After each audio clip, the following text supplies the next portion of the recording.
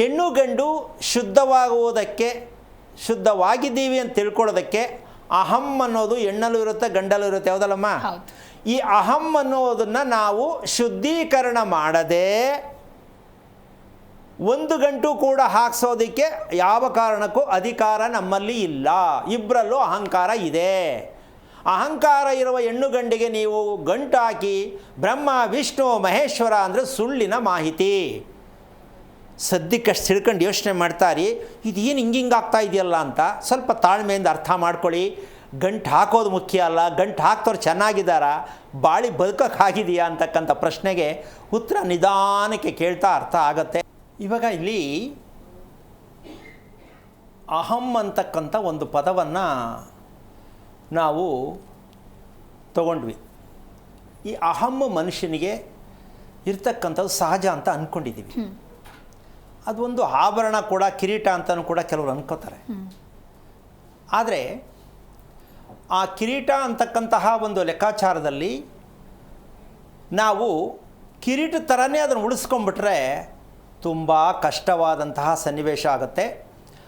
ಹಾಗಾಗಿ ಈಗ ನಾವು ಅತಿ ಮುಖ್ಯವಾಗಿ ಮಾಡಬೇಕಾದಂಥ, ತಿಳಿಬೇಕಾಗಿರ್ತಕ್ಕಂಥ ಒಂದು ವಿಚಾರ, ನಮ್ಮಲ್ಲಿ ಒಂದು ಶಕ್ತಿ ಇದೆ, ಪ್ರಕೃತತ್ವ ಒಂದು ಶಕ್ತಿ ಇದೆ. ಅದನ್ನು ಐಹಿಕ ಶಕ್ತಿ ಅಂತೀವಿ. ನಮ್ಮಲ್ಲಿರ್ತಕ್ಕಂಥ ಶಕ್ತಿಗೆ ಐಹಿಕ ಶಕ್ತಿ. ದೇವರಿಗೆ ಸಂಬಂಧಪಟ್ಟಂಥದ್ದು ಕೂಡ ನಮ್ಮಲ್ಲಿ ದೈವತ್ವ ಇದೆ ಅಂತಕ್ಕಂಥದ್ದೇ ದೈವಿಕ ಶಕ್ತಿ. ಈ ಎರಡೂ ಶಕ್ತಿ, ಈ ಚಿತ್ರಣವನ್ನು ನಾವೀಗ ಒಂದು ಸಣ್ಣ ಚಿತ್ರದ ಮೂಲಕ ತಿಳ್ಕೊಂಡ್ರೆ ಎಷ್ಟು ಜನಕ್ಕೆ ಇದು ಆಶ್ಚರ್ಯ ಆಗ್ಬೋದು. ಏನೂ ಕಾಣ್ತಾ ಇಲ್ಲ, ಇದು ಏನು ಗುರುತು ಇದು? ವಿಚಾರ ಇಷ್ಟೇ. ಇದನ್ನು ಗುರುತಿಸ್ತಾ ಇರ್ತಕ್ಕಂಥ ವಿಷಯ, ಸೂರ್ಯನ ಕಿರಣ ಹೊರಗಡೆ ಬೀಳುತ್ತೆ. ಇದು ಮನೆಯ ಒಳಗಡೆ ಇರ್ತಕ್ಕಂತಹ ಆ ಕಿರಣದಿಂದ ಮನೆಯ ಒಳಗಡೆ ಉತ್ಪತ್ತಿ ಆಗ್ತಕ್ಕಂಥ ಶಾಖ ಮತ್ತು ಬೆಳಕು, ಇದು ಮನೆ ಒಳಗಡೆ ಇದೆ. ಆದರೆ ಆ ಮನೆ ಒಳಗಡೆ ಇದೆ ಅಂತಕ್ಕಂಥದ್ದು ನಮಗೆ ಎಷ್ಟು ಜನಕ್ಕೆ ಗೊತ್ತಾಗಿದೆ? ಮನೆ ಒಳಗಡೆ ಇರ್ತಕ್ಕಂಥದ್ದು ಅದು ನಮ್ಮನ್ನು ರಕ್ಷಣೆ ಮಾಡುವುದೂ ಹೌದು, ರಕ್ಷಣೆ ಮಾಡದೇ ಇಲ್ಲದೇ ಇರೋದು ಹೌದು. ಈಗ ಇಲ್ಲಿ ಏನು ಕಾಣಿಸುತ್ತೆ, ಏನು ಅರ್ಥ ಆಗುತ್ತೆ? ಇದೇನು ಕತ್ಲೆ ಇದೆ, ಕತ್ಲೆ ಏನೋ ಸಣ್ಣ ಸಣ್ಣ ಚುಕ್ಕಿ ಕಾಣಿಸ್ತಾ ಇದೆ. ಮನೆಯ ಒಳಗಡೆ ಇರುವಂಥ ಬೆಳಕು ಪ್ಲಸ್ ಶಾಖ,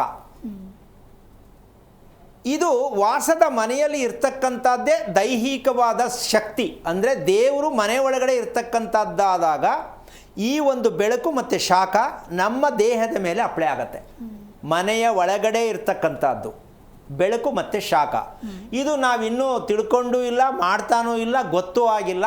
ಇದನ್ನೇ ದೈಹಿಕ ಶಕ್ತಿ. ಅದಕ್ಕೆ ಮನೆಯನ್ನು ಮಂದಿರವನ್ನಾಗಿ ಮಾಡು, ಮನೆಯನ್ನು ಮಂದಿರವನ್ನಾಗಿ ಮಾಡುವಂತಕ್ಕಂಥ ಸತ್ಯಾಂಶನ ಇನ್ನೂ ನಮಗೆ ಗೊತ್ತಾಗಿಲ್ಲ.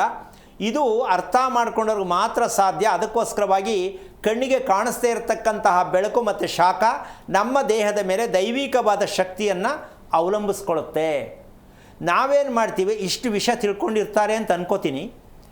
ಈಗ ಮನೆ ಈ ರೀತಿ ಮಂದಿರ ಅಂತಕ್ಕಂತಹ ವಿಚಾರಕ್ಕೆ ನಮ್ಗೆ ಗೊತ್ತಿಲ್ಲದೆ ಇರತಕ್ಕಂತಹ ಒಂದು ಭಾಗವನ್ನು ಮುಚ್ಚಿಟ್ಟು, ಹೆಣ್ಣು ಗಂಡಿಗೆ ಮದುವೆ ಹೆಸರು ಬಲಕ್ಕೆ ಮಾಡಿದ್ರೆ ಮಾತ್ರ ಸರಿ ಅಂತ ನಾವು ಶಾಸ್ತ್ರ ಹೇಳ್ತಕ್ಕಂಥ ವಿಚಾರಕ್ಕೆ ಬಂದರೆ, ಈ ಜ್ಯೋತಿಷ್ಯ ಭವಿಷ್ಯ ಅಂತಕ್ಕಂಥದ್ದಕ್ಕೆ ನಾವು ಅಂತರವನ್ನು ಕಾಯ್ಕೊಂಡ್ಬಿಟ್ಟಿದ್ದೀವಿ.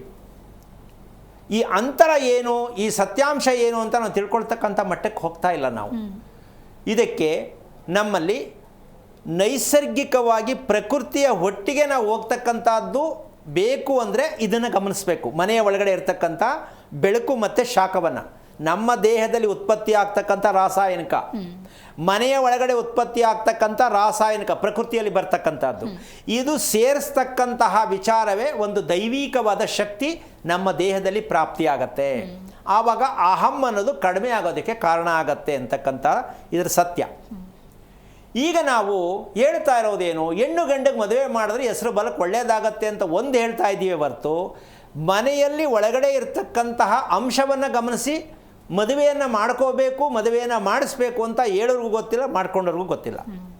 ಇದು ನಾವು ಅನುಭವಿಸ್ತಾ ಇರತಕ್ಕಂತಹ ಈ ಮನೆ ಒಳಗಡೆ ಇರ್ತಕ್ಕಂಥದ್ದು ಈ ರೀತಿಯಾಗಿರ್ತಕ್ಕಂಥದ್ದೇನು ಅಂದರೆ ಚೈತನ್ಯ ಶಕ್ತಿ. ಮನುಷ್ಯನಿಗೆ ಶಕ್ತಿ ಊಟದಿಂದ ಬರುತ್ತೆ, ನಿದ್ದೆಯಿಂದ ಬರುತ್ತೆ. ಇದೆರಡು ತಿಳ್ಕೊಂಡಿದ್ದೀವಿ ನಾವು. ಊಟದಿಂದ ಬರುತ್ತೆ, ನಿದ್ದೆಯಿಂದ ಬರುತ್ತೆ. ಇದೆರಡಕ್ಕೂ ಮೀರಿ ಶಕ್ತಿ ಜಾಸ್ತಿ ಇರೋದು ಮನಸ್ಸಿಗೆ. ಮನಸ್ಸಿನ ಶಕ್ತಿ ಜಾಸ್ತಿ ಇದ್ದಾಗ ಅವನ ಕೈಲಿ ಅದು ಮಾಡೋಕ್ಕಾಗಲ್ಲ ಅಂದರೂ ಮಾಡಿಬಿಡ್ತಾರೆ. ನೋಡೋಕ್ಕೆ ಇಷ್ಟವನ್ನ ಹೆಂಗೆ ಅಷ್ಟು ಭಾರ ಎತ್ತುಬಿಟ್ನ ಅಂತ ಹೇಳ್ತಾರೆ. ಅರ್ಥ ಆಗ್ತಾ ಇದೆಯಲ್ಲಮ್ಮ? ಕೆಲವು ಸಲ ಸಾಹಸವಂತ ಎಂಥ ಕೆಲಸ ಮಾಡಿ ಬಂದಪ್ಪ ಇವನು ಇಷ್ಟು ಚಿಕ್ಕ ವಯಸ್ಸಿಗೆ ಅಂತ ಹೇಳ್ತೀವಿ.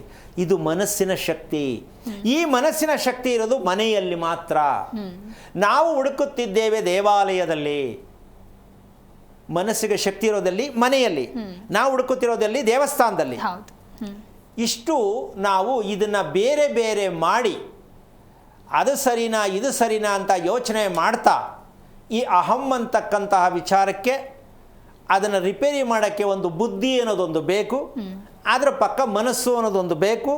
ಇವು ಮೂರು ಒಂದುಗೂಡಿಸ್ತಕ್ಕಂತಹ ನೈಸರ್ಗಿಕವಾಗಿರ್ತಕ್ಕಂಥ ಸೂರ್ಯನಿಂದ ಬಂದಂತಹ ಬೆಳಕಿನಿಂದ ನಾವು ದೇವರನ್ನು ಸೃಷ್ಟಿ ಮಾಡಿದ ಒಂದು ಶಕ್ತಿ ಇದೆ ನಮ್ಮ ನೈಸರ್ಗಿಕವಾದ ವಿಚಾರದಲ್ಲಿ.